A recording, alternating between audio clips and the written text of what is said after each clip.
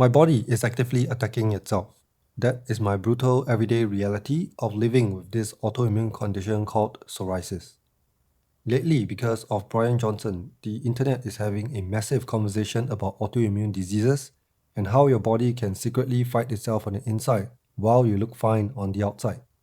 And whether you agree with him or not on his protocols, he said something very important. The absence of symptoms is not the presence of health.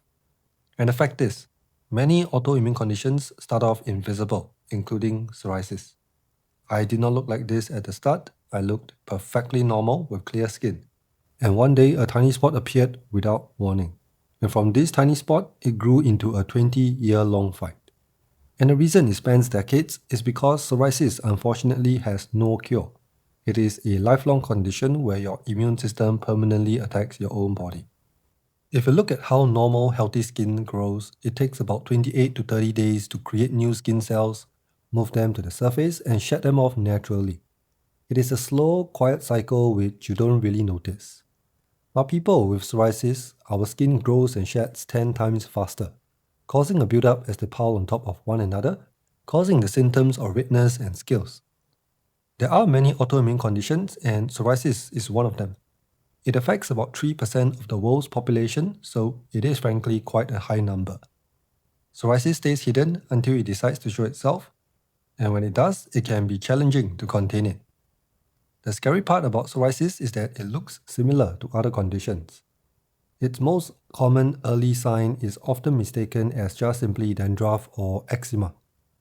It is important to be diagnosed properly because even though some of these treatments they overlap, not all of them do. In fact, I was initially misdiagnosed and was prescribed dandruff shampoo, which dried up my scalp and made my scalp psoriasis worse. But luckily, there is a major visual difference when it comes to psoriasis, and that is the definition of the patches and the thickness of the scales.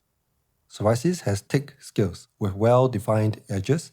Dandruff and eczema, on the other hand, does not. They blend into the skin compared to psoriasis' build-up and structured look. Scalp psoriasis also has the tendency to spread beyond your hairline, onto your forehead, behind your ears, inside your ears, something that dandruff rarely does. People with psoriasis also has up to 30% chance of developing psoriatic arthritis, which affects your joints and restricts your movement. So something that starts off invisible can very quickly become extremely visual. Because this condition can stay hidden for years, you might be wondering what actually causes it to show itself.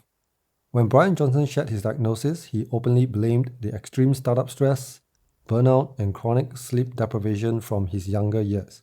And science completely backs that up. Autoimmune diseases often sit quietly until a trigger occurs. And the three most common psoriasis triggers, according to the National Psoriasis Foundation, that turns psoriasis from invisible to highly visible flare-ups are stress, physical trauma to the skin, and illnesses. Stress is a very well-known trigger for psoriasis, which is true for me. When I have a stressful period of work where I can physically feel the drain, my psoriasis tends to get worse.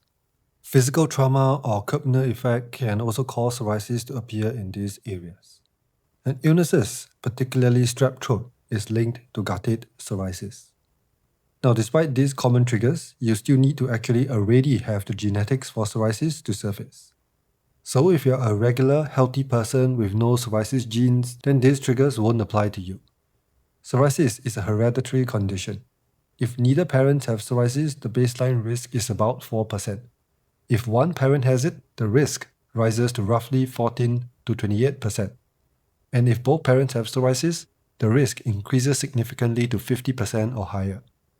None of my parents have psoriasis, and no one in my extended family has it either, so I am unlucky in that way. So what can you do if you suspect that you might have psoriasis? Maybe there is a little spot that is not responding well to moisturization, or you have this dry, scaly skin that is building up and spreading. Well, firstly, don't panic. Even though there isn't a cure, you can manage it quite well with treatment. So get it checked out. Go see a dermatologist or rheumatologist. Tell them your symptoms. Mention your family history, and get ahead of psoriasis before it scales out of control. Living with an autoimmune condition requires a lifelong management, something one single video like this is unable to cover fully. Which is why I have many videos about psoriasis, including how well treatments work natural options I have tried, and lots of documentation on my progress. So there is certainly something you would find useful.